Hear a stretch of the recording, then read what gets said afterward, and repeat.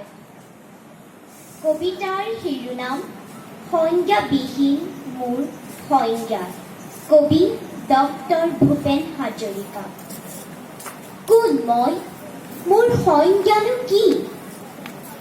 সংজ্ঞাবিহীন সংজ্ঞা।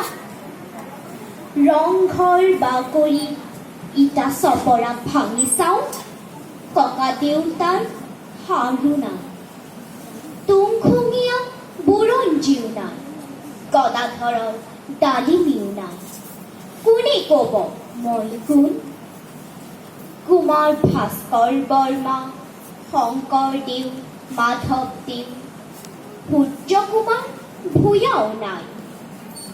চিনিব নোৱাৰা হ'ল শেষ নৃপতি 1826। বুকু হম হম কৰে। মই কোন? মই কোন?